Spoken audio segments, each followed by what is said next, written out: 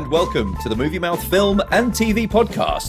It is our 25th episode, and to celebrate, we have an incredible lineup of new releases, movie news, and a recurring Video Store Corner classic film discussion section. Are you ready? Then we shall begin. This week, we will be reviewing Chris Rock's new horror thriller, Spiral from the Book of Saw, Jason Statham and Guy Ritchie reteaming for more testosterone heist thrills in the cinema-only release Wrath of Man, and we have Creed himself, Michael B. Jordan, getting his Call of Duty with the Tom Clancy adaptation Without Remorse. More of that later in this here very episode. This is Miles, and as ever, I'm joined by a man who, during the dark days of our January 2021 lull, propositioned me by making this very point. The point, ladies and gentlemen, that greed, for lack of a better word, is good. Greed is right. Greed works. Greed clarifies, cuts through, and captures the essence of the evolutionary spirit. Greed in all of its forms, greed for life, for money, for love. Knowledge has marked the upward surge of mankind. And greed, you mark my words, will not only save the Movie Mouth podcast, but that other malfunctioning corporation called the USA. It is, of course, Phil. Hi, Phil. Hello there. Phil, does blue starfish love Anacott steel? What? It's all right. I'm talking about liquid. How are you? Yeah, I'm fine, thanks. I'm very good. How are you? On this? Little Wall Street insider trading information for you there.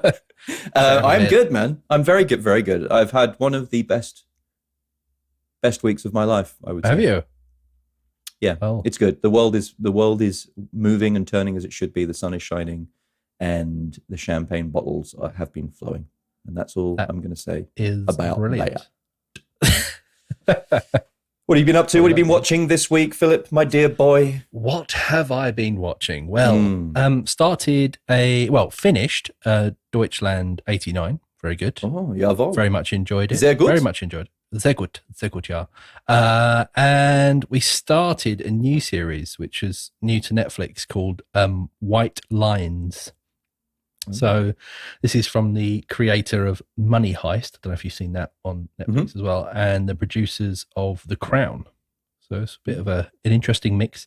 So it's about this guy that goes to, like in the 90s, that goes to Ibiza to become a DJ. He's from Manchester, and he sort of has a dream, like, you know, run away. He wants to be a DJ. He loves like going to raves and DJing at clubs and stuff, like illegal raves and all that stuff. Moves to Ibiza, gets murdered. And then 20 years later, they find his body, and his sister travels over. His sister's played by Laura Haddock. You might have seen her in Guardians of the Galaxy and Transformers, and she was in the In-Betweeners movie as well. Yeah, and so she plays the sister, and basically she just stays in Ibiza and tries to uncover the plot around his the circumstances around his death.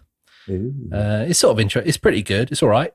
It's nothing amazing. It looks really good. It's just a bit, I don't know. It's a hard one to explain. Like, it feels like it's made really well, but then it also feels like a rubbish sort of like Spanish crime TV drama thriller at the same time. Right. Yeah. Right. But it's good as well. So I'm a bit conflicted at the moment, but we're about halfway through. Does it have it has an English and Spanish cast? So there's like a kind of mixture of the two? Oh, that's interesting. It's like a co-production between the two countries.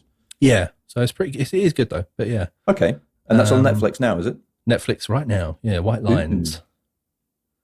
Goodness me. Really good. Lot of content. Yes. I finished the Bobby Farrelly TV show Loudermilk. Oh yeah, starring Ron Livingston. You mentioning that? Yep. Yeah, the kind of Alcoholics Anonymous type counseling group comedy, which is actually really, really good. I absolutely loved it. It seems to be going down really well with some of the people that I've recommended it to. People who I know would enjoy it, and they've seemed to be enjoying that. You can find that on Amazon Prime right now in Europe. I think only one season in Europe and the UK at the moment on Amazon Prime, but all three here in the US. So I'm sure if you have ways of watching things on the US Amazon, then you can do that. But I would never suggest you do that. But there you No. go. Take from that what you will, Phil. And off the back of losing the, I would say, 25-minute multi-camera comedy with Loudermilk, something that I've been like watching, at the end of the night after, stressful day at work or whatever. I found another one. And this is the highly awarded and accoladed, if that's a word, Netflix's comedy Schitt's Creek. Oh, yes. I've heard about this. So this was recommended to me by a friend who lives down the block from me in New York here. And I have to say, I am really enjoying it. And I'm only in the first season, which I understand is not that great compared to the rest of it. Right. But I'm really enjoying it. Eugene Levy plays this really good, arrogant, kind of straight guy, father figure. He does it really well. Which is weird for someone who has such kind of vulnerability and kindness in most of his major roles, like Jim's dad in American Pie, and a lot of those kind of Christopher Guest movies. Yeah, but he comes across really well in this. So the whole cast does, and I'm really excited to watch all 6 seasons of that, which is currently on Netflix in Europe, the UK, and the US. So more on that as I get through it. Hopefully, I'm going to enjoy the rest of it. Sounds good. All right. Let's jump into this week's news. I'll get us started. And this is kind of coming out of left field, but... In a world overcome by a global pandemic, huge restrictions, lockdowns, a loss of life occurred. To try and spread some positivity and give a safe haven for film and TV fanatics alike, Miles and Phil, a pair of great big fucking nerds, decided to launch the Movie Mouth Podcast. The idea, a beacon of geekiness and a place for you, the listener, to find out which movies or TV to enjoy from your sofa, toilet, or buried under the bed covers as the world burned around us all. Well, in some of the best news we've had the pleasure of reporting for our entire 25-episode run, Monday, May the 17th, will, in the UK, be the start of the easing of COVID restrictions. And our listeners in the UK will finally be able to return to cinemas and movie theaters. There will be social distancing in place, kind of with seats kind of separated by, whatever, you can book a seat and then there are a couple of seats that are reserved next to you. Yeah. And behind you. But this marks a huge turnaround for those of you out there desperate to get back into a big old comfy seat, huge screens and THX surround sound that would make, of course, good old George Lucas cream in his pants. Oh, and popcorn, Phil. You'll be able to get that lovely, warm, sticky, sweet, and salty popcorn that you so love. Throwing Reese's Pieces into a bucket of regular popcorn and just pulling out a kind of like sticky chocolate and peanut butter and popcorn. Yeah, nothing wrong with that. Come on, there's nothing wrong with that. How do you feel about going back to the cinema, Phil? I think it's good. I think it's obviously a good thing that things are opening back up. I think that with the vaccines going out, like everywhere else, they've obviously seen a decrease in things. So it'd be nice when, it's nice to see a bit of normality coming back. It'd be nice to go inside a pub again, not just sit outside in the cold and huddle around the pint. I think people are, it's important to get it right, but I think people do need it a lot now. They sort of, we had it. It's been quite a while since we haven't been able to do things inside, so it's been nice to see some things coming back. So it was nice. Yesterday I watched the FA Cup final on TV, which was at Wembley. That's the soccer ball. Football. The soccer ball championship, tournament. Not American hand egg. Okay. And they had 22,000 fans there, I think. And the atmosphere looked amazing. So it was just really cool to see a crowd back at an event like that. Obviously carefully done, spaced apart and things like that. But yeah, definitely. It's nice to see things getting a little bit back to normal. Yeah. I've been to the cinema 3 times since the restrictions eased here in New York. Yeah. And it's still not there because you haven't got a full screen, which would make me nervous. I'm not going to lie. It would make me feel a little bit uncomfortable. As things kind of ease back in, I think it's great to add this kind of social distancing. But for the most part, I've really, really enjoyed it. It's been great being back in a movie theater, and particularly a couple of the films that one in particular of the movies that I watched for review this week. I really, really enjoyed just being back and having that like all-out visual and audio assault, and just being in a black room, a dark room, just watching a movie and hearing it and feeling it, and it's just not looking at my phone, not doing anything, just watching the movie. None of the other distractions. Yeah. No. Yeah. And that was really, really great. And so I have over here an AMC cinema pass. So I'll be reporting live from the popcorn and sticky sweet filled trenches on all of the upcoming releases hitting the big screen. So keeping you all up to date on that. And obviously, while Phil is still kind of easing back into the post-COVID lockdown world in the UK, you will obviously be diligently watching at home and continuing to kind of cross the streams of Netflix and Amazon Prime and Hulu and HBO and all those other things. So we will keep you posted. We will keep you going with the new content. It's the first time we've been able to go back and review things in a cinema, really, since this whole thing began, since we started the podcast. And we're really, really fucking excited to continue doing that as the world reopens. Indeed. Tell us about your news, Phil. Yes, a couple of bits of news. So first one is that Enola Holmes, the Netflix film which came out last year, with starring Millie Bobby Brown and Henry Cavill, that is officially going to be having a sequel, Enola Holmes 2, also on Netflix. So yeah, it's been announced that they're coming back. They're going to start filming. Not sure what the release of it is yet and everything like that, but yes, it is coming back for a second film. It's one that I reviewed, I think, a few months ago. I really enjoyed it. It was good. Feels like was it September, I think, October last year, I feel like. Something like that, yeah, around then.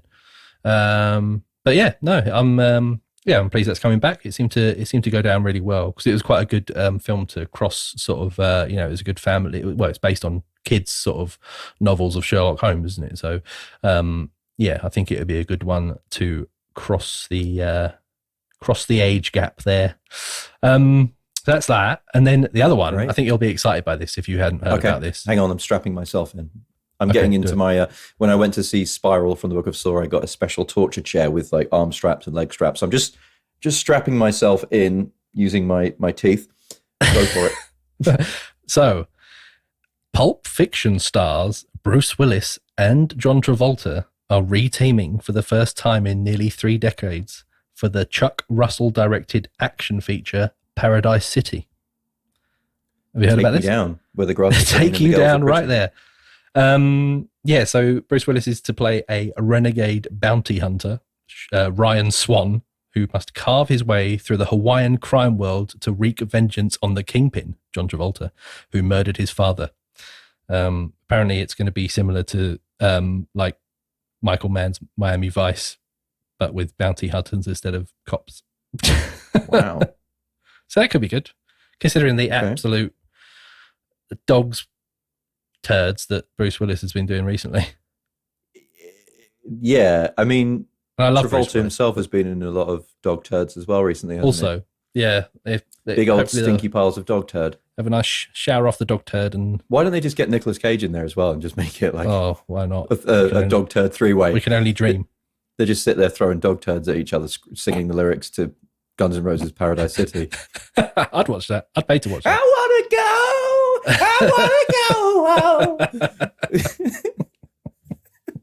Oh, you hit me with turd.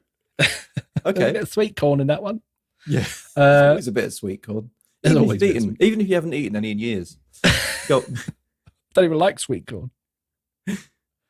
So that was it. That was my news. So Enola Holmes 2 and the new Travolta Willis action movie. Paradise City.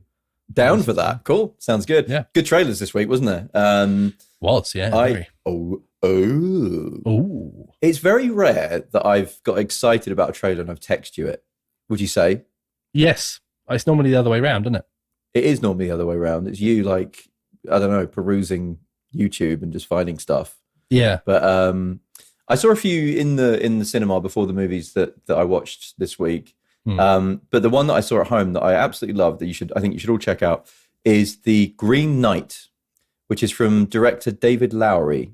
This is a fantasy retelling of the medieval story of Sir Gawain and the Green Knight. Sir Gawain and the Green Knight. This is starring Dev Patel, Alicia Vikander. Film. Yeah, it does sound like that, doesn't it? starring Dev Patel, Alicia Vikander, Joel Edgerton, and Sean Harris, an actor who still creeps me out for those of you who remember his role in the Michael Caine movie Harry Brown. Remember him? Hello, Harry. I've taken some drugs. Have you got any drugs? Anyway, in this he looks kind of really creepy and cool. So this kind of reminds me of like a kind of Pan's Labyrinth kind of mythical epic type thing. That the movie from a few years ago, The Fall, for those of you that like that, visually very arresting. And also a shout out for one of my classic favorite movies, The Fountain.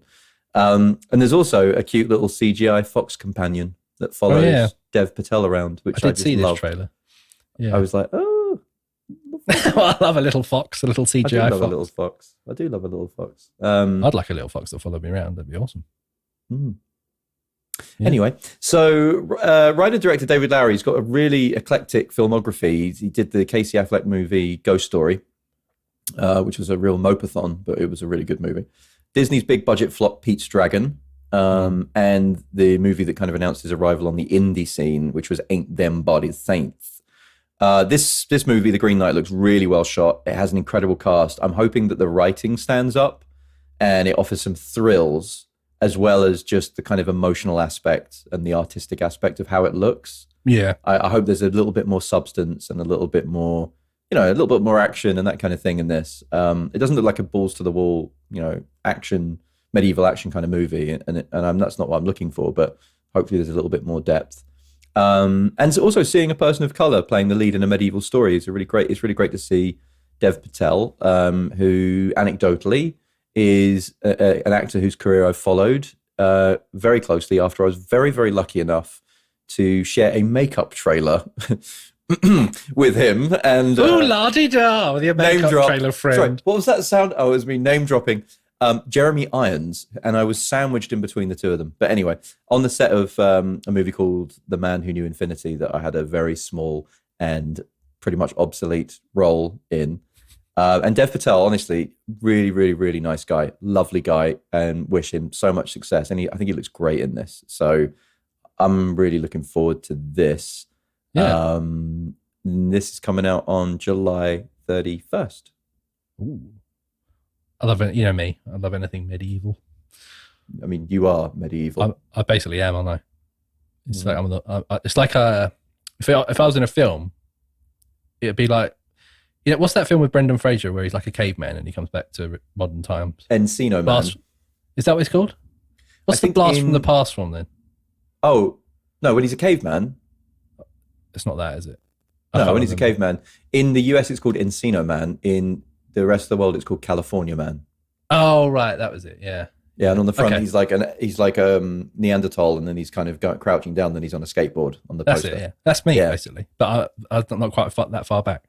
No, you're just like a medieval blacksmith that's being pulled through time. I got transferred. Yeah, I got put here in the 80s, and I've grown up here and there.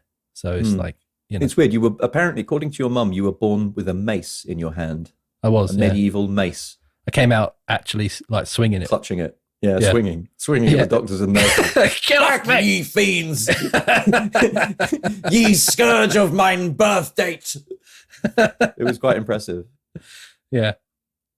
Anyway. That was that. Oh, weird image going in my head there. Let's move on. Trailer. So I saw a couple of trailers. This one looks really cool. I think you've seen this one as well. The Protégé. Yes. I did. So this is from director Martin Campbell, who also directed Casino Royale. Golden eye with a golden eye, golden eye. Oh God, he's off. And it's from the same studio that did the John Wick films. So this has a good cast. It's got Maggie Q, Michael Keaton, and Samuel L. Jackson in it. And it follows Anna, played by Maggie Q, and Rembrandt, Michael Keaton, two of the world's premier assassins who share a mysterious past from Vietnam. For years, they traversed the globe competing for high-profile contracts. But when Anna's mentor, Moody, Samuel L. Jackson, is murdered, she and Rembrandt must form an uneasy alliance and returned to Vietnam to track down his killer. Oh. So it looks pretty out there, but it looks like a real good sort of. And again, it's John Wick, isn't it? But with a female lead. Yeah. But it looks cool. It's really cool. There's a really cool fight scene in the trailer between her and Michael Keaton as well. Like him getting like on the table, slammed through a glass table and stuff. It's really cool. Yeah, it's mad. But I'm quite looking forward I to thought it. it looked good as well. Yeah, no, I agree. Yeah, it's funny. Like I went to see Spiral from the Book of Saw, and before the movie, which is starring Samuel L. Jackson, I also had the trailer for The Protégé. Yeah. So there was Samuel L. Jackson. The next trailer was the Hitman's Bodyguard's wife, also starring Samuel L. Jackson. So it was just like me sitting there screaming "motherfucker" at the screen the whole time. Motherfucking Samuel L. Jackson movie. It was good. It looks exciting. Yeah, that's good. So that's down. That's out on August 20th. Oh, okay. So not long. Actually, that's quite a long time. But yeah, it's been a while. Like Maggie Q, she kind of came onto the scene in a few things, but she's never really like hit her potential. She hasn't really been like a main lead in something. No, so it's good to see. Yeah, it's nice to see someone fresh, like definitely a lead in a film like that. Yeah, definitely. And then the other one I saw, I don't know if you've seen about this, but this looks really cool. So this is a documentary. It's the new Edgar Wright directed documentary called The Sparks Brothers, which is also out on August 20th. But so this is about Ron and Russell Mael, who created cult rock and pop band Sparks, for those who don't know. So it looks like, a really interesting story of a pretty like out there band that have influenced a lot of people, but probably aren't as well known as they should be, but they, you just look at the people that are interviewed in the documentaries. There's like a massive list that pops up in the trailer, and there's loads. And, so it does, but it looks really good. There's a good archive footage in there, and it just looks like a really fun documentary that's going to be good. So I'm quite looking forward to that. Yeah. It's good to see Edgar Wright involved, something like that as well. It's always good when you get like a documentary about a band whose name but you can't really name the hits, or you don't really know a lot about them. Yeah, that's always good to get that kind of background on these things. Do you know what it reminded me of when I was watching the trailer as well? Because I don't know if you saw it, but quite a few years ago now, they released Anvil, the documentary on Anvil, and it's that kind of thing. It's like they were a band that introduced they influenced a lot of famous bands, but no one really knew who they were. They were still pretty small, and they never made it as big as they should have done, considering it's just bad luck and sort of not knowing the right people or getting the right opportunities. But it sort of reminded me of that. It's that kind of thing but yeah, so it could be good. Looking forward to that one. What was it called? The Sparks Brothers. Sparks from the Book of Sparks. Yeah. And that's my trailers. Good. Anything that Edgar Wright's attached to, we are down for, of course. Definitely. Okie dokie. Sounds good. All right, it's time for the review section. And this week, I've had a few people mention to me that they sometimes can kind of fast forward or skip some of our reviews as they're concerned about spoilers. How dare they? Or potentially being, how bloody dare you? Or potentially being led to view the movie in a negative or a positive way before they've seen it. But we just want to go on record to say that we do our best not to spoil anything. We only hit on the general plot points, performances, and direction. We'll never really give you more than that. We also hate spoilers. And I promise you, if you spoil a movie for Phil, he will come to your house in the night and he will spoil you. So with my mace. With his mace. He will swing that thing like hell for leather. I will cave your face in with my mace until it's a bloody pulp. So you can never spoil any film ever again. I was. And if you spoil the movie for me, I will come to your house and I will spoil your toilet bowl. At the same time as me caving their face in with a mace. Wow. Just absolutely. I won't really do pandemonium. that. I'm not threatening anyone. I will definitely do or that. Am I? You. Right, let's move on. So this movie, the first movie in the franchise, or is it, since 2017's Jigsaw, this sees Chris Rock's loose cannon detective Zeke Barnes on the trail of a criminal mastermind who unleashes a twisted form of anti-police justice and torture in the form of Spiral from the Book of Saw. Yes, it's Spiral from the Book of Saw, the weirdly named movie, which could have just been called Spiral, but I felt like they added from the Book of Saw so that people realized it was part Franchise, of this isn't it? franchise. Franchise. Yeah. Franchise. This takes the franchise in a more of a detective thriller direction, ushering out the Friday night makeout fest atmosphere and moving in a new David Fincher-like direction. That Spiral so closely resembles his masterpiece Seven is so unflinchingly obvious that when it eschews the brow furrowing and hand in your gun and badge dialogue, we kind of then cut to jump scares and tongue-pulling torture scenes. It makes a really uneven and unrelenting watch. Performances are mixed. Many of the supporting cast appear to have been picked for their ability to scream while chained into some form of device of torture or another. Samuel L. Jackson is top billed next to Chris Rock. However, here he's pretty much a cameo, so he doesn't have a major role in this. That left the central leads with young cop on his first assignment, Max Minghella, son of the late Isle of Wight-based film directing legend Sir Anthony Minghella, turning in a really decent role as Zeke's new unwanted partner.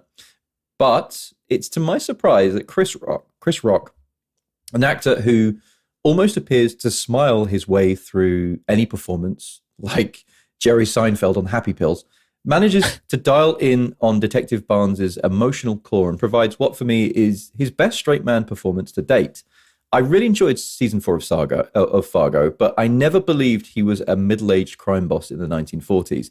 Here, however, he carries the movie from scene to scene, indulging small elements of his funny bone, where in the opening scene, we see a really fun and very movie mouth friendly monologue about how he believes Jenny from Forrest Gump was a total shit to Forrest.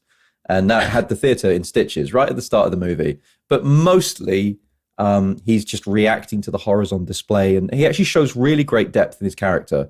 A really bold choice to lead this movie, a comedian with Chris Rock, and he totally pulled it off. So well done, sir. It's also a movie that thinks it's incredibly smart. However, a plot twist towards the end of the movie was so telegraphed for me that it left me really cold and felt really patronized by the outcome. This is a morbid movie, and it won't do much to appease either the thinking person's cop thriller crowd or those looking for a quick fumble in the back of a date night screening. If anything, it will leave you with that spiraling feeling that it could have been a great one or the other. But ultimately, if you're a psychopath with a penchant for seeing people tortured to death without remorse or empathy, then you may be pleased you saw it. This gets a miss from me, but if you are game for some chills and spills, Spiral from the Book of Saw is available in most markets in a cinema near you. Puns ahoy. Puns ahoy. Yep. Sun's out, puns out. That's what I say. Come on, folks. Yeah. Summer's here. I don't think I ever want to see that film. I'm not interested in the slightest Spiral Book of Saw. Well, I'm glad that I had to go and see it so that you could. I'm glad you went to see it. Maybe I'll watch it. All alone. Oh, the only thing I would say, it's an hour and a half. Oh, it doesn't hang around. That's all right then. It's light. It looks pretty good. I'll change my mind. I'm going to go and watch it. But yeah, I mean, if I want people to go back to the cinema, so I don't want to be too hard on it. And I think if you're up for a horror movie, then you should go and see it. And if you want to see Chris Rock in a role that you wouldn't imagine him in and really pulling it off, then you should go and see it. And if you want to support your local cinemas, even if it is not the best movie in the world, you should go and see it. Why not? Why not, eh? So, Phil. Yes. What did you watch this week? I watched Tom Clancy's Without Remorse. Oh, from the Book of Clancy. And you have to say Tom Clancy's Without Remorse. That's what it's called. It's not just Without Remorse. It's Tom Clancy's Without Remorse. Tom Clancy's Without Remorse from the Book of Tom Clancy. It's like Spaceballs, isn't it? It's like Spaceballs, the lunchbox, Spaceballs, the whatever, It's like Tom Clancy's Without Remorse, Tom Clancy's bathrobe, Tom Clancy's gone to McDonald's, Tom Clancy's bought some sweet popcorn. You had me at Tom Clancy's bathrobe. I'm not going to lie. Sorry, could I get one of those Tom Clancy bathrobes, please? I feel like it would be a heavily tactical military bathrobe. It'd be made out With of like webbing material, Kevlar. and it'd have loads of Velcro, so you could attach Bulletproof. all sorts of pouches on it and things. Yeah, every crime I'd like boss in the it. I'd world like would one have of one those. of Tom Clancy's bathrobes. I'd have one of those. Bulletproof. Anyway, tell us about the film. Anyway, sorry about that. So this is based on the 1993 Tom Clancy novel of the same name, which I believe is originally set during the Vietnam War, but this has been updated to the more recent situations in Syria for the film. And it follows Navy SEAL John Clark, played by Michael B. Jordan, whose pregnant wife is murdered on American soil by apparent Russian agents looking for revenge after his special forces team took part in a hostage rescue mission in Aleppo. A sausage rescue mission. A sausage rescue. It's a really tasty sausage. They had to go and get it back. Secret recipe. Tom Clancy's sausage recipe. Tom Clancy's without mustard. Yeah. Without relish. Sorry, go on. Assisted by his friend and commanding officer Karen Greer, played by Jodie Turner-Smith, and Secretary of Defense Clay, played by Guy Pearce, he goes up against the annoyingly smug twat of a CIA chief, Ritter, played by Jamie Bell, who seems to be running some sort of like side hustle, which involves appeasing the Russians. So what's going on there, Miles? We just don't know until you watch the film. In essence, when John is like let back into the field on a Black Ops payback mission, it then just turns into a revenge-driven, run-of-the-mill action film, really. But that's not to say it's bad. Like performances are generally solid. There's some good action sequences. It looks great. And it's really, in my opinion, it's really well directed here by Stefano Salima.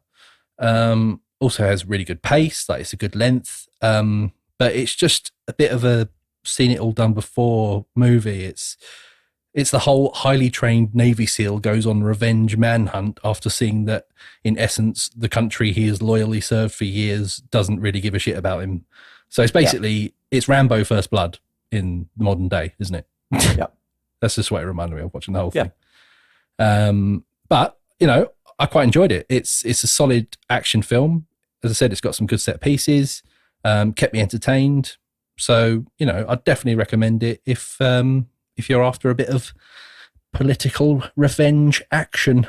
What did you think? You saw it, didn't you, as well? Yeah, I saw it. I had the parenthesis, though, that I was that day I was recovering from my second COVID shot, and I felt terrible, and I put it on. And usually when I watch a film, when I feel like that, I'm kind of done with it. I'm a bit like, I didn't really enjoy it. But I actually enjoyed this. I like a bit of military sim. I like a bit of, I like a thriller. It's a very 90s thriller, I thought. It did remind me a lot of the Charlie Sheen, Michael Biehn movie, Navy SEALs. Yeah, it's quite like that, actually. A lot. When you think about it. Yeah, when you think of that. Yeah, well, no spoilers, but yeah. Coming to a video store corner near you. I've watched that recently, Yeah, no, me too. And so it did remind me of that, but I think the military stuff was done really well. I loved those military scenes, and the set pieces I thought were brilliant. The opening set piece, in Syria, some of the like, it's very like visceral levels of like killings and gore. Yeah, like people, like the way that people are like executed or killed in this is like pretty hard hitting. Yeah, considering that the tone is fairly like 90s thriller. Performances I think were mixed and varied, but I do genuinely agree that I think they were generally pretty good. But what I really like, I do really like the director. I loved he did Subara. I don't know if you ever saw the Italian crime movie and then TV show. Yeah, so he did Subara. I didn't see it. Yeah, and then he also teamed up with the writer of this, who was Taylor Sheridan, and they actually wrote and then he directed Sicario 2. Yes, which I also really enjoyed. It was very similar to this. The one thing for me that was standout though was the cinematography. I loved how it looked. I thought it looked great. Yeah, I thought it did look really good. Yeah, nice wide angles, just really, and it's funny, and the colors, the tones, everything, and it's funny. And I was sitting there thinking, wow, this reminds me so much. The way that this is shot reminds me so much of those kind of like early mid 2000 kind of movies, like Constantine, right? Which is a movie that again doesn't have a great like level of depth, but the way that it's shot, it kind of makes it, you know, an even better movie. And lo and behold, after the movie, because I don't like to always do the research before, I like to just go with it and then figure it out. I found out it was also shot by Philippe Rousselot, who was cinematographer of Constantine. Oh, right. And it's just one of those like little weird things, you know. Like I love his work on Constantine. I think it's one of the best looking movies I've ever seen. Yeah. And I really did love how this for the most part looked. And it's a shame it's not the best movie in the world, but if you're into that kind of genre, I think, you know, it's on Amazon Prime. Give it a watch. Yeah, definitely. Cool. Good. All right. Well, that's two, let's say, slightly non-recommended movies that are kind of borderline recommendation, which is unusual for us. We usually give everything a recommendation. But this week, we have a recommendation, Phil. Good Lord. Yes. It is Wrath of Man. Wrath of Man. This sees director Guy Ritchie reteaming with his Lock, Stock and Two Smoking Barrels breakout star, Jason fucking Statham, as we follow his character, H, a cold and mysterious character working at a cash truck company responsible for moving hundreds of millions of dollars around Los Angeles each week. This is a twist-heavy crime thriller, not a laugh-out-loud Mockney geezer-thon with japes and jokes. It's ultra-violent with an incredibly well-planned-out and shot opening heist where we see the camera get loaded into the back of a armored truck and then is looking behind the driver and the passenger and kind of guiding around the streets of LA before this heist takes place at the start. Cool. It's a bit like at the start of Heat. You remember when the armored truck gets hit by the truck and it gets knocked? It's like that, but as if you were inside the thing for the whole heist. That's really cool. It was really cool. It was the cinematographer on this was Alan Stewart, who you will know was the director of photography on Ready Player One. Yeah. So he actually makes the cinematography in this almost a central character. And his camera kind of seemingly elevates this from what could be a kind of fairly by the numbers crime heist on paper into a really tense and claustrophobic affair, kind of mirroring the daily runs in an armored car that the Statham and some of the other standout cast members like Holt McAnally, who you remember from Netflix's Manhunter and Fight Club, and also a return to form Josh Hartnett, who's in this. And they have to obviously contend with this really kind of claustrophobic atmosphere, and you feel like you're with them on that. The plot is really well paced, really well put together. It kind of chops and changes, jumps forward, jumps back in time. It has a really unusual mid to late movie reshuffling, where the movie almost starts again in a different way. Not as in the movie's resetting, but it just as another movie is kind of beginning. And it opens up the story and provides the kind of motivations behind the Stath on his almost mute, one-man army, man of vengeance character that we see here, and kind of fills in those blanks. It also featured a really tense and bombastic finale, and the cinema that I was in really dialed the soundtrack up to 11.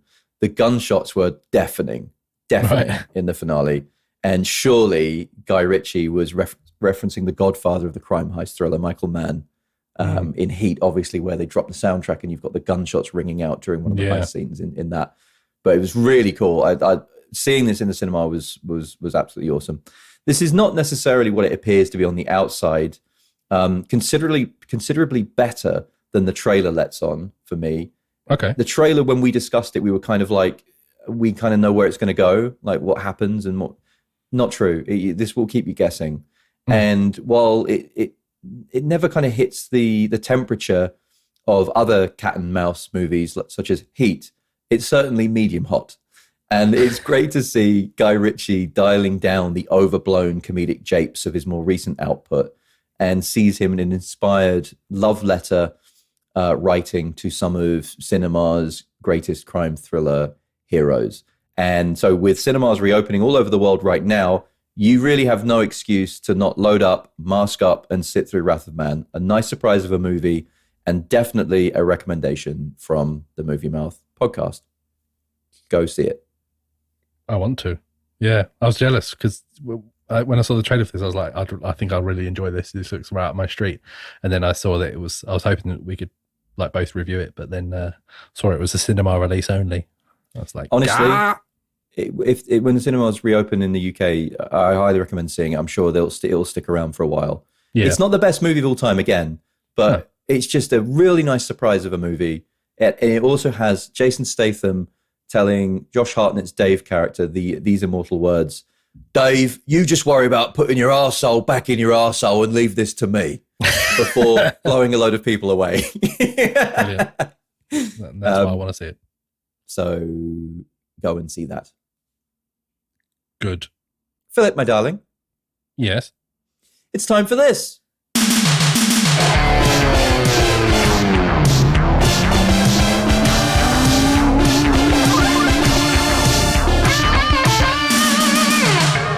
Video Store Corner. Welcome to Video Store Corner. Ooh. Oh. Hello. What do you fancy, Phil? Well, this week. So I very much enjoyed last week's thing. So you can have that back. I did rewind it for you. You can't rewind. So this week, I'd like, if you've got one, a film that features laser guns that are powered by diamonds and a talking ape. Amy, want green drop drink. Have you got that? Have you got one of those films? Let me just have a look here. How about the... I can't even. I love this movie. He can't even so bring much. himself to do it. I can't. I don't want to give it away, to be honest. I don't want to rent it. I love this movie so much. I want to hold on to it. But you know what? I'm going to let you have it. I'm going to let you rent it. Just make sure you bring it back. All right? Okay. All right. Yes. It's Frank Marshall's Congo. Hey, oh, hey, oh. Marketing to capitalize on the creature feature that was 1993's Jurassic Park, Universal optioned another of writer Michael Crichton's Animals on a Rampage page turners, billed as the from the creators of Jurassic Park. This killer ape picture saw JP B-Team, book author Michael Crichton, director Frank Marshall, producer Kathy Kennedy, and Creature Workshop maestro Sam Winston reunite to put cast Laura Linney, Tim Curry, Bruce Campbell, Dylan Walsh, and Winston fucking Zedmore himself, Ernie Hudson, through an expedition tackling such eclectic plot challenges as reuniting a talking ape with its own kind, discovering the hidden treasures of the lost city of Zinj, and ultimately battling some of Hollywood's most believable white ape animatronics. Yes, it's the criminally underrated 90s ape fest Congo. Wow. Phil, did you love this movie? No. Do you know what? I hadn't seen this before. Amy, kill Phil. Amy, kill Phil. I thought I'd seen this before, but I watched this. I was like, I haven't seen it before. I rented it from like Amazon Prime. Okay. And don't get me wrong, I enjoyed it. I did enjoy it, but it's pretty bad, isn't it? It's pretty bad. It's pretty What's bad about it? What is bad about it? You tell me what's bad about it. Sit down. Shall I read the plot to you? Take a seat. I know you've sort of covered it. Yeah, go on. Read the plot. Go on. I know you've covered it a bit, but so I think this sort of brings it home a little bit. So a megalomaniacal CEO sends his son into the dangerous African Congo on a quest for a source of diamonds large enough and pure enough to function as powerful laser communications transmitters, or is it laser weapons? When contact is lost with his son and the team, his sometime daughter-in-law is sent after them. She is a former CIA operative and accompanied by gee-whiz gadgetry and a few eccentric characters, including a mercenary, a researcher with a talking gorilla, and a nutty Indiana Jones type looking for King Solomon's mines. So they set out to rescue her former fiance. What they all discover is that often what we worst want turns out to be the source of our downfall. I mean, sign me up. Yeah, I suppose so. That makes it sound better than it is. Actually. Fricking laser. All I want is sharks with fricking laser beams on their heads. Do you know what I love about 90s movies? What I love about 90s movies? Pre-internet 90s movies. Like, I know the internet existed then, but I'm talking about before it was being massively consumed as a communications tool and a knowledge tool. Is that the 90s movies were obsessed with both lasers and satellites. All of them, yeah. Like a satellite uplink, Some kind of satellite uplink, some kind of like really bad CGI satellite flying around in orbit, laser beams coming out of their freaking heads.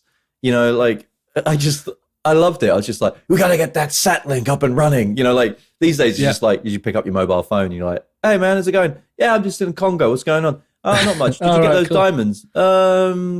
Let me go check. And here it's like, oh, glitchy video. Yeah, we got the uplink. The satellite's in range. We gotta lock in on Bruce Campbell's signal and find out what's going on down there. I got so excited when I saw that Bruce Campbell was in it as well. He's like the first person you see on the screen, I think, isn't he? Yep. Very excited. Massive Bruce Campbell fan. And spoiler alert, in it for all of a minute. Yeah, in it for a minute. A lot of Bruce Campbellism in this, does he? Not really, no. It's very un-Bruce Campbell-like role. Yeah. He's brilliant. Straight man. He's brilliant. He looks great in it, though. Chiseled, doesn't he? He's chiseled as fuck, isn't he? His chin could cut diamonds. That jellied eyeball. His chin could literally cut the diamonds. His chin, that's actually why they sent him in. They were going to use his chin to cut the diamonds. He was going to mine the diamonds with his chin. Yeah. So this is basically, it's kind of an adventure movie, isn't it? It's like a kind of like Into the Heart of Darkness, King Kong type, Indiana Skull Jones Island type crossed story. With laser beams and monkeys. Yeah. It's funny rewatching this. Like, so when I actually bought this on video as a kid, because I don't think it had a very big theatrical run in the UK, or it was certainly, I think it was like a 15 or something. So it was a little bit above where it's quite violent. I'll give it that. It's very gory. It is. It is quite violent. It's shockingly, like, I didn't think it was going to be. The thing that surprised me, considering you have a giant like ape's face on the video, on the poster, like how little this movie is really about apes. Like, it's not until really the last, third of the movie where you actually see the villainous white apes, and like, it's not really, there's not a lot of apery in this. Not really. But there's some absolute crackers of scenes featuring Amy the ape. What was your favorite Amy scene? There's two. And the first one is when she gets served. They're on a plane going to the Congo, and they get her to strap in. And the one thing I said to my wife when we were watching it was like, "There's no way they'd no matter how like domesticated that ape is, there's no way in hell they'd let an ape like sit like not caged up basically in a plane, in a cargo plane. There's no way." And she's like insistent because she can talk. I think we should explain that she's got like a Nintendo Power Glove on that enables her to sign. Complete Super Mario Brothers 3. Yeah, she can sign language, but it comes out as a voice basically, so she can communicate. She can talk, and she sits down, puts her seatbelt on, and then demands a drink, and that drink is a martini. So you see the guy. It's a green drop drink. Green drop drink, that's it, yeah. Yeah, that's it. And he goes back, doesn't he? And he's got a cocktail shaker in this like rubbish cargo plane. Yeah. He's got his cocktail shaker. You see him like through this like curtain that's sort of half see-through. And comes back with a martini, with the stick, with the olives on it. And she sits there supping. It's a very odd visual of an animatronic ape sitting in a plane next to this guy supping a martini.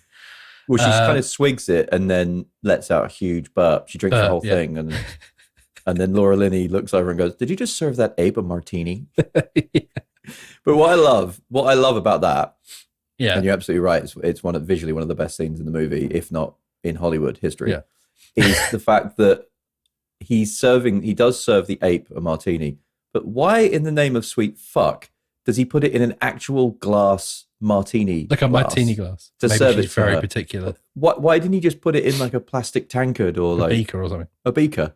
Yeah. You know, why Tommy does he have Tippy. to? And then he puts the little like olives in, or like on the little like Dainty metal glass. like straw thing. Very dainty, very dainty. I bet she And wouldn't she have it any other somehow way. picks it up like with her finger and a little pinky outstretched. Yeah. Drinks the whole thing. Doesn't then smash it like on the armrest and then stab someone in the throat with it. It's just You know, like, he just puts it back down. It's brilliant. And then there's the other scene featuring that where they get in, they arrive in the Congo and they meet Ernie Hudson. Yeah. Captain, what's his name? Captain Kelly Monroe. Monroe. Kelly, yeah, Captain Kelly Monroe Kelly. That's his name. Oh, Monroe Kelly, the man with two first names. Captain yeah. Monroe Kelly. Yeah. They meet him and they get in the back of this like army truck thing, and he's got a cigar and he's about to light it, and she grabs it, and and she forces him to like light the cigar for her. So then they're both just sitting there having a chat, smoking cigars. And it's just fucking weird. He's just like looking at her, smiling, and she's like smoking a cigar, looking at him, and then it's like a real. And she's got it in her mouth, and she's just looking at everyone like. No, he goes. What's his name? I can't remember the guy's name. Dylan. What, the main guy? Yeah. He's sitting next to her, so he's like her companion, Walsh. like looking after her. He's really Dylan Walsh sits there, and he goes, Amy. She's got the cigar in his mouth. He's like, Amy, don't inhale, and she just goes, inhales, and then like blows it in his face. It's like, we just have to stress this is not a real ape. We're not laughing at an actual primate. I mean, being if you watch it and think it's a real ape, but you've never seen any sort of science program or any pictures of real apes in your life. You're blind, or you have severe psychological issues. You need to go to a zoo. But I will say, after a while, you kind of make peace with it, don't you? You're not sitting there thinking it's an animatronic. Yeah, the first 30 seconds, you're like, oh my God. And then the rest of it, you're like, all right, fine. Yeah, whatever. yeah. Amy, thirsty. Yeah. Brilliant. Ugly woman. Yeah, ugly woman. She calls Laura Linney an ugly woman throughout the whole film. Yeah, she's ugly woman.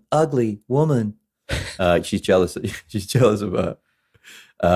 But no, brilliant. I mean, in terms of scenes for me, let's say non-Amy related, it has to be, without a doubt, their arrival in, I believe they're in Tanzania or somewhere or Zaire. No, they're going to Zaire. So they're going in to Zaire. Yeah, they're in Tanzania when they arrive. Yeah. And they go to see this local warlord captain, which is just played by Delroy Lindo, like movie mouth hero, Delroy Lindo. Definitely. Shout out to Delroy Lindo, we love you. From Lewisham, he's a Lewisham boy. Yeah, he is. So there's this scene where they basically go to barter their way into Zaire in order to get to the Congo. And they all sit down, like all the main cast sit down, Tim Curry and all that. And Tim Curry's got this really bad Romanian accent, hasn't he? It's really bad. And they sit down with him and he goes, they sit down, he goes, have some coffee and cake. And they're like sitting there, like looking around like they don't really want it. He's like, have some. And they're like okay. Screams at them. Yeah, have some. And then they start eating it. And they're all like eating this cake, and he's having a conversation with Ernie Hudson about getting across the border and all this kind of thing. Like, you're like, ooh, whatever. And then they put some money on the table, and he's like, more. And he like puts some more money on the table. And then he looks at Tim Curry, and Tim Curry's like sitting there with a mouthful of like sesame cake, like, oh, like really, he even makes that noise. He's like, he's loving it. He's looking at the money like, oh, like that. and he looks over at him. Delroy Lindo looks over him and he goes, Mr. Homolka, stop eating my sesame cake. Stop eating my sesame cake! And like, Tim Curry just like regurgitates it. And spits it out in his hand. He's like, Captain, please, not create problem. I don't understand. He's like, this fellow is a big bag of shit. And then he gets this little like cane, like little horsewhip, bullwhip type cane thing. And he taps him on the cheek, and every time he utters a word, he taps him on the cheek, and he goes, this fellow is a big bag of shit. And he's just like sitting there completely embarrassed. And he goes, I will ask you to wait outside. I will ask you to wait outside. And this guy just comes in from behind out of nowhere, just grabs Tim Curry by the shoulder. Tim Curry's like, oh! And he like pulls him out. Like, oh! And then they pass him the money, and he gets the money, and he puts it in for some reason, I don't know why. I mean, I've been to Africa. I don't remember anybody having brown paper bags for anything like groceries and stuff. But he puts it in this brown paper bag, this money, Delroy Lindo, and then he starts stapling it shut. Yeah, I thought it was very unnecessary, that whole like stapling it shut. They make a big thing of it as well. He staples it shut, and he goes, "Don't want nobody peeking." And then he puts it down on the floor next to his chair. He's like, "You can go," and then and that's it. And that's the scene. And that's it's Delroy Lindo. We don't see him again. No. But I want a spin-off. I want a Delroy Lindo spin-off of Congo with that character. Just, like a Hudson. I want his backstory. Yeah. Yeah. I want to see where he is now. That's what I want to see. Wow. But that scene, when I was a kid, I remember watching that, and me and my brother would cry with laughter. Like Tim Curry being called a bag of shit. Yeah. Stop eating my sesame cake. And it's that embarrassment of like, he says, have the sesame cake, and you're eating it, and he's like, "Why are you eating my sesame cake? Like, stop eating it's like he's told him to eat the cake, and then he's telling him to stop eating it. It's just like so flexing his power, isn't it? He's flexing his power, and it's very passive aggressive, and I fucking love it. And I love Delroy Lindo, and just, again, he was robbed at the Oscars. I'm sorry, but he was. He was. So speaking of like hilarious moments, what were some of your favorite lines of dialogue from this movie, Phil? Well, there's a bit, it's not a line, but I've got some lines that I'll go into, but there's one bit that really did make me laugh. It's where they're all camping overnight, and the Dr. Elliot like wakes up. This is Dylan Walsh. And he wakes up, and he's got like a leech, isn't he, on his cock? Oh yeah. He sees on his willy. He's like, oh, and he like comes out of scrambles out of his tent, and he like runs up to Ernie Hudson. He's like, "Oh, I've got this thing on it," and he's like, "Look." He like peers in, and he's like, "Oh, you've got a leech." Yeah. And he's like, "Well, get it off." He's like, "Burn it with this," and he gives him his cigar, and he's always smoking a cigar. Like a Hamlet. And do you know what? Like a very thin cigar. Yeah, very thin. A mild cigar. But the thing I found hilarious is like you see him walk off into a bush, and he like focuses on his back, and he like burns it. But as he burns it, they make a little like sound effect of the leech screaming. And the leech goes, "Oh!" And the leech goes, "Oh!" It's ridiculous. I fucking pissed myself for about 5 minutes watching that. I thought that was Dylan Walsh doing that. Oh no, it's the leech. He killed the leech, didn't he? So it screamed. You hear like a and it's like, ah. Yeah, that's it. Yeah, it's like a ridiculous sound effect that they didn't need. Oh my god. It really made me laugh. And I like that. He goes back to Ernie Hudson. He goes to give him back his cigar, and he's like, "Keep it." He's like, "Keep it." Yeah. Oh, I loved. We got to talk about, before we talk about more lines. We've got to talk about Ernie Hudson's British accent. Yeah, because he's British. He pulls up in a Jeep with a Union Jack on the side. Oh, because I was trying to decide. I didn't notice that, because I was trying to decide if he was meant to be British or if he's just like well-spoken American. Because I find like when you listen to characters like two examples, Stewie Griffin from Family Guy, yeah, and and Niles Crane from Niles Crane from Frasier. Yeah, when they're that well-spoken and American, to me, I find it, for some reason, I find it hard to discern the difference. To discern they're not British. That's called a mid-Atlantic accent, right? So it's somewhere in between, and it's usually a more upper class American accent, that's come through. And but I think like with Stewie Griffin, I think he's supposed to be British, because there's that whole. Have you seen the episode with? And we're going off on a tangent. Have you seen the episode with Ian McKellen when he's like a psychotherapist and he's analysing Stewie, and obviously he's English. Right. And he's like, and I have an English accent. And Ian McKellen's like, do you? I don't think that's an English accent. And then he talks in his real accent, and he sounds like a young, like, Peter Griffin. Right, okay. So it's like they are trying to give him that, but they're also ripping him for the fact that it's not quite an English accent. Right, that, like, I got it. That mid-Atlantic thing. But, I mean, Monroe Kelly, Ernie Hudson, when he turns up, he's got his accent. I love his line. He turns up, and he's like, they're all sitting on a runway somewhere in Tanzania, and he's like, "I'm your great white hunter for this trip, though I happen to be black." I just thought it was like a really cool, like intro. He's very like Bond-esque type character. He's so smooth in this. He is smooth. He's smooth, and I think Well, let's talk about. Well, no, I just think that he's my favorite character in this film. Ernie Hudson, Captain Monroe, Kelly. Yeah. He's because if there's anyone that was going to take you through the jungle, you'd want it to be him, wouldn't you? Yeah. He knows what he's doing. He's good in a firefight, and he's very calming. He's not fazed by anything, is he? No, he also has a terrible memory because if you remember, there's a scene where throughout the whole film he keeps seeing Tim Curry's Herkimer Homolka, and which sounds like some kind of like Polish delicacy. Sounds like a dance. It's the Homolka polka. Yeah, Homolka. You know, very big in Sheboygan. Yeah, Chicago, Sheboygan. No, and but he keeps saying, Ernie Hudson keeps saying, "Oh, how do I know that face? I remember you from somewhere." To him, and then eventually he realizes he's like, "As I recall it, you were on an expedition some years ago in central Zaire, and you were the only person to survive, and I had to drag you out of the desert, out of the jungle myself." And it's like he only how would you figures not that remember out. that? He only figures that out like later in the film after spending this like 6 weeks or whatever on this expedition with him. yeah. And it's like, how many people has he dragged out of the jungle? And how many eccentric Romanians has he dragged out of the jungle? I would say probably quite a few from the look of things. I also love that scene when they're around the campsite and there's all the monkeys like having sex, that monkey sex noise because of the full moon. And he's like, he's like, it's a full moon. When there's a moon like that, every monkey for miles thinks he's Elvis Presley. Yeah. It's fucking weird. Oh, God. Any other favorite lines? I do There's like so it when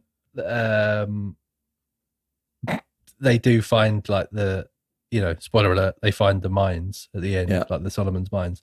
And Homolka goes like, "So that's why Solomon's mines were never found. The myth of the killer ape is true." It's like one of the most ridiculous like B-movie lines out there. I know. Yeah. He picks up the diamonds and he goes, "Every word of it was absolutely true." Yeah, he does. His head gets squashed like a fucking grape, doesn't it? It does. Yeah. Bloody hell. Goes, the last like 5 minutes of the film is absolutely mental. It's mental. It's mental. There's just and lasers. It's prefaced by, so they find the lost city of Zinj, right? And it's on a mountain, it's on a volcano, and it's prefaced by someone uttering the line, "By the way, that volcano is going to blow. It could be a week or it could be a matter of minutes." Yeah. And you're like, all right, the volcano is going to blow. Yeah. Like a week. It's like a week or like a matter of minutes. Oh, so it is going to happen within the timeline of this film. So go on, Phil. Can you just sum up the end of this film? The end of the film, they find the mythical King Solomon's mines full of diamonds, big fuck off diamonds as well, which are protected by an ancient race of grey gorillas who are like genetically modified. They're like really ultra violent, quick, just rip your face off in like seconds. Like they'll just hunt you down and kill you. Like horrible ways, rip your head off, throw it at you, which happens. Pull your eyeball out and throw it and toss it to you if you're sitting on the last few minutes is basically nearly everyone dying in a horrific monkey attack. And then they use the laser gun, which is seen earlier in the film, load a diamond into it to power it up, and then she just goes. It's Laura Linney. She just goes on like this absolutely horrific monkey massacre while the volcano is, it's mental. This film, everything's collapsing. There's lava everywhere. There's killer monkeys, and there's Laura Linney like killing the monkeys that aren't jumping into the lava. The lava, like by cutting them in half, splitting them in half with this laser gun while they're trying to escape. Yeah, and then they all escape in a hot air balloon. Where the fuck did that hot air balloon come from? It was in one of the cases that was in the crashed plane of the other team that came to look for them. Okay. And when they're in the hot air balloon, he says, the doctor goes to Laura Linney, he goes, like Monroe goes, "There's a wind." And Dr. Elliot goes, "I hope it blows us someplace good." And Laura Linney goes, "Me too." And then Amy looks up, doesn't she, with her little glassy, like like synthetic eyeballs and her weird eyelids that don't fully close because she's an animatronic. Animatronic, yeah. And she looks up sadly and watches them fly away, and then turns back around, and then goes over to her new family of silverback gorillas, and we have the hey ho do hode, hey do hode. I love the music to this, by the way. It's good. The music's good. Yeah. Yep. The other great line is Peter Elliott going, "Oh no, the bad apes have the crystal lasers."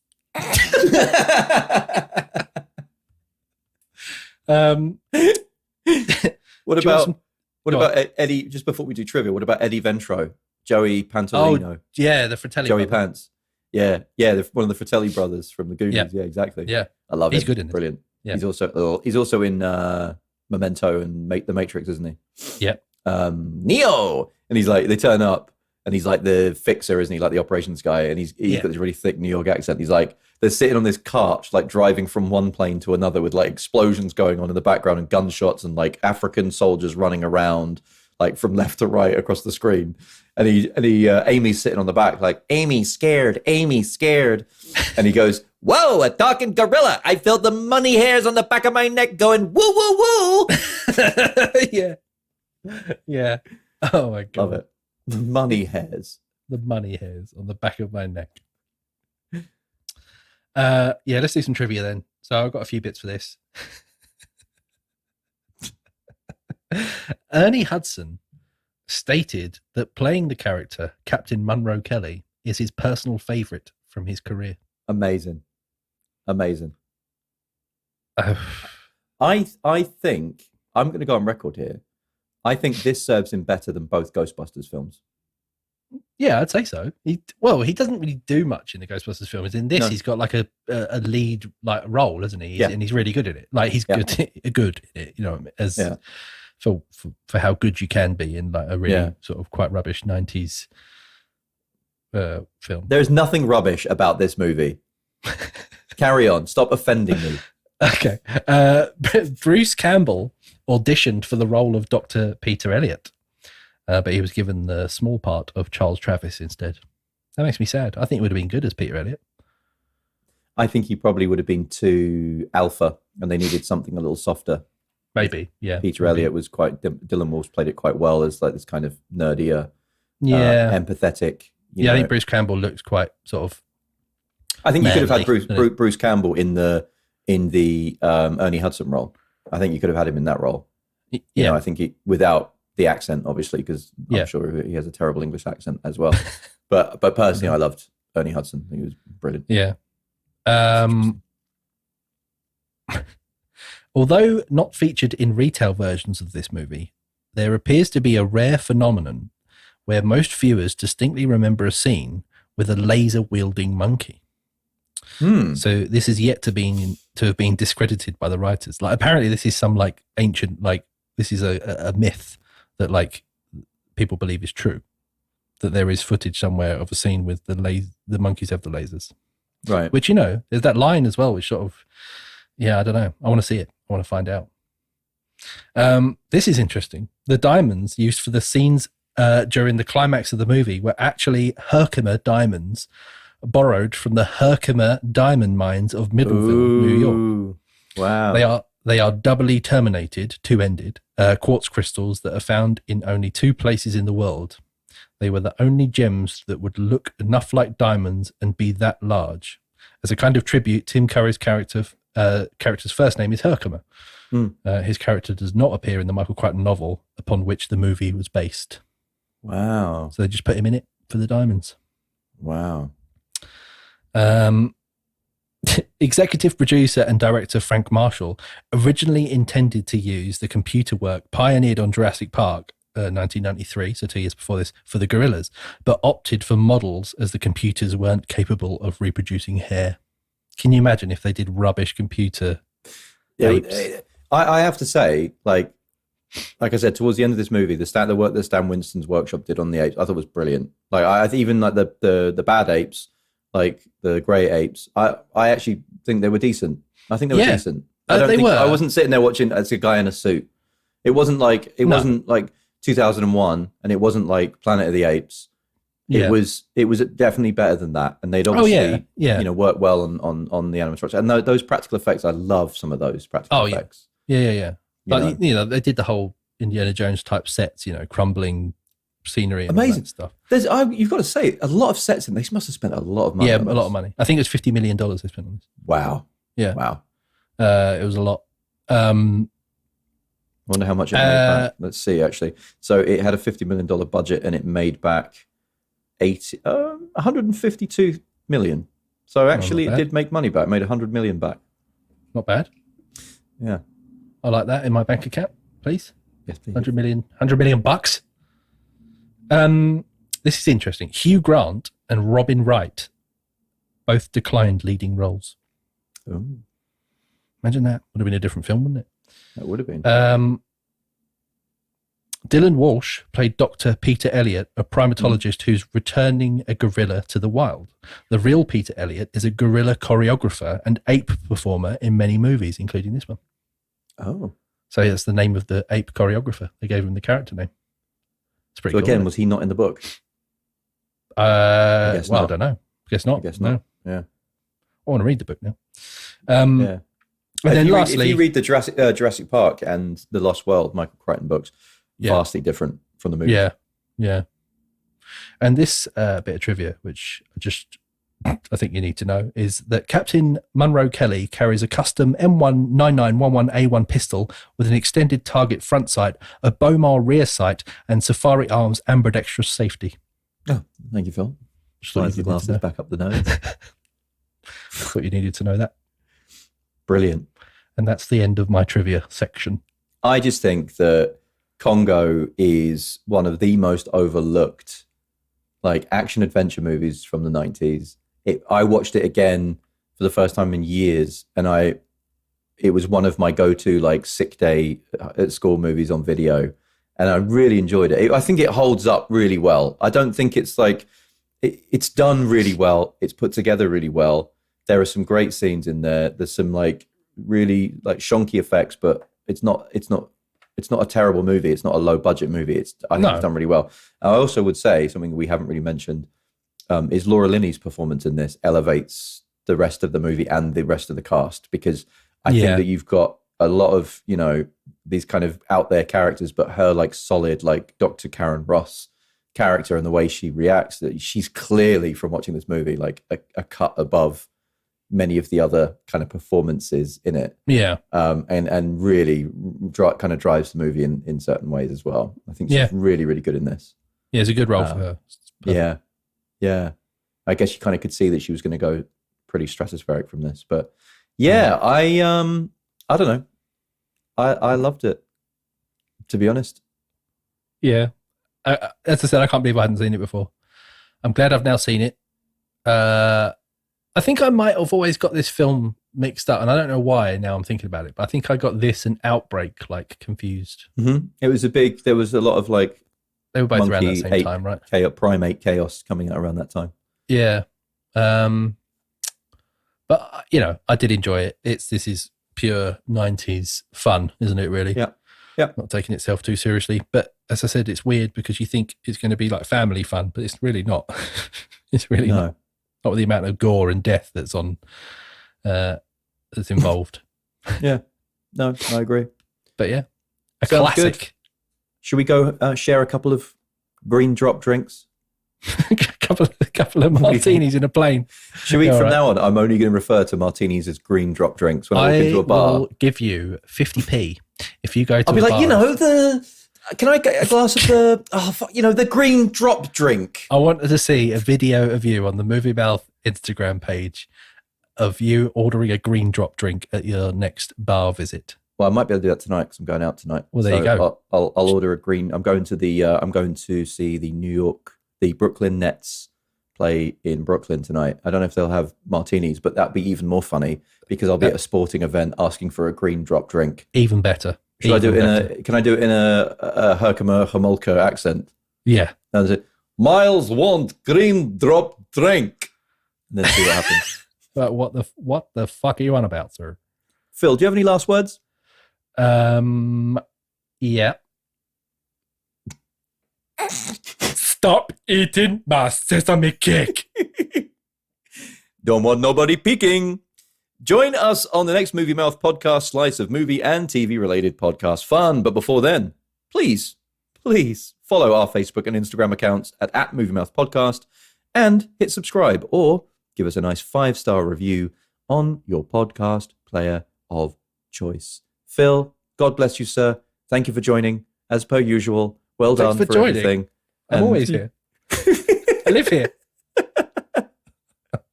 You got to thank me for joining now. Thanks for joining as well. You're very Give me- welcome. Honestly, Give me company. I like to bless you with my appearance from time to time. Thank you, everybody. Hope you have a great week, and we'll look forward to speaking to you and for you to listen to us on the next Movie Mouth podcast. Bye-bye. Ta-ta then. Bye. Bye. Bye-bye.